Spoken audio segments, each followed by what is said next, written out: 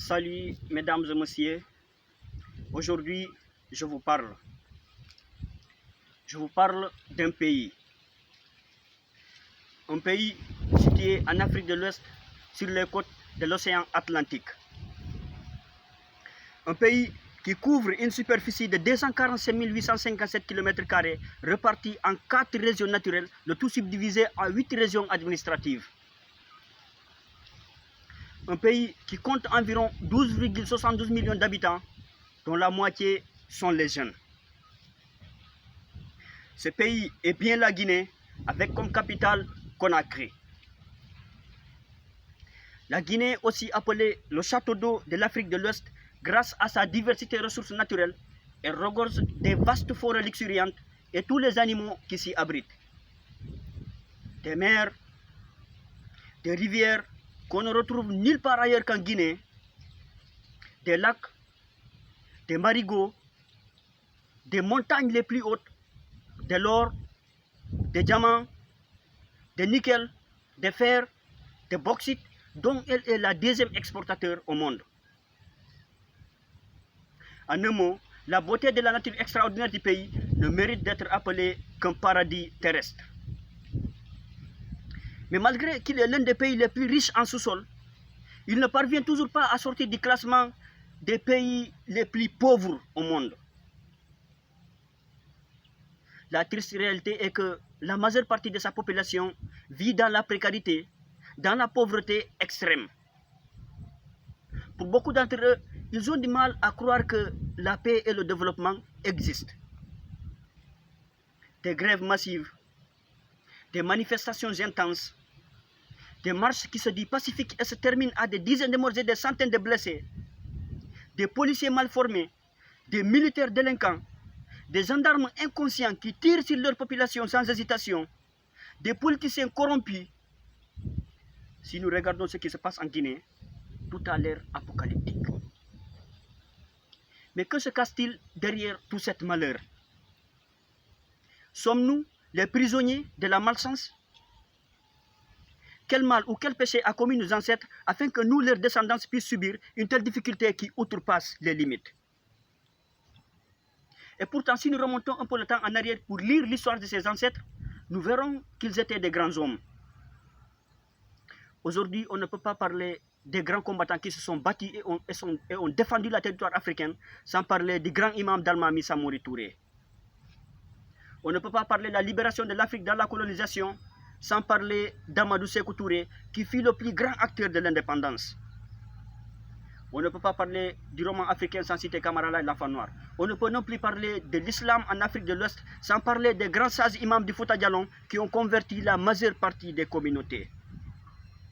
L'histoire nous révèle que nos ancêtres étaient des grands hommes. Ils étaient des leaders. Ils étaient la solution.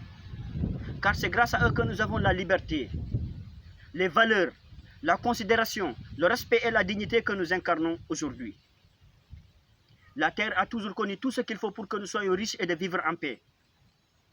Et nos ancêtres se sont battus et se sont sacrifiés pour défendre toutes ces merveilles pour nous. Alors pourquoi nous ne pouvons pas mobiliser l'ingéniosité et le courage de ces ancêtres pour construire une Guinée plus meilleure que celle d'aujourd'hui? Pourquoi nous aussi nous ne pouvons pas assumer notre responsabilité pour la future descendance? Je pense que le grand problème, c'est nous, la nouvelle génération. Comment se fait-il que quelqu'un se couche sur un lit fabriqué par de l'or et des diamants et se retrouve en une insomnie qui dure tout au long de la nuit? Le problème, ce n'est pas le lit, mais c'est celui qui se couche sur le lit. Cette question nous déconcerte, mais je pense que sa réponse se trouve sur nous, à l'intérieur et au milieu profond de nos cœurs.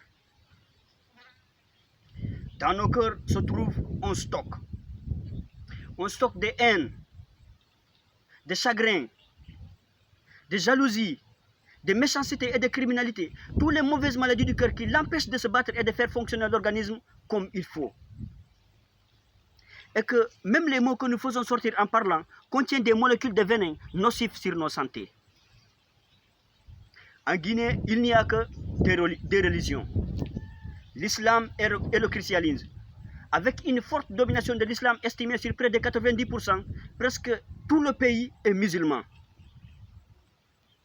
Or, notre prophète Mohammed sallallahu alayhi wa sallam nous a enseigné qu'un arabe n'est pas supérieur à un occident. Un occident n'est pas supérieur à un chinois. Et un chinois est égal à un noir. Il nous a enseigné que le meilleur d'entre nous est celui qui a la plus de foi en Dieu. Alors, pourquoi et comment un Malinké ose-t-il dire qu'il est mieux qu'un Kissi? Comment un Kissi ose-t-il dire qu'il est supérieur à un Soussou? Et comment un Peul ose-t-il dire qu'il est plus digne qu'un Malinké? Où est donc le signe de foi qui se manifeste sur nous en tant qu'humains, en tant que musulmans, en tant que race noire? Je ne le vois pas. Arrêtons de nous sous-estimer. Arrêtons de nous insulter. Arrêtons de nous saboter. Dieu nous a créés et nous a mis ensemble. Pourquoi voulez-vous qu'on se sépare? Ou bien vous niez la création et la décision d'Allah? Il n'existe aucun pays au monde où il n'y a qu'une seule ethnie. C'est le nombre d'ethnies qui rend le pays multiculturel et valorisé. Approchons-nous. Mettons-nous ensemble. Donnons-nous la main. Formons une seule et unique famille. Et chassons tout l'intrigue qui rôde sur notre territoire et essaye de nous diviser. La Guinée est dotée d'une ressource suffisante que si l'on parvient à bien l'exploiter, c'est tous les pays de l'Afrique de l'Ouest qui en bénéficiera et les propulsera vers une émergence rapide et durable. Une chose existe. En tant que chaque ethnie ne se met pas et met les autres au même niveau d'égalité qu'elle-même, nous continuerons à s'enfoncer dans des problèmes qu'aucun politicien ou président au monde ne peut résoudre.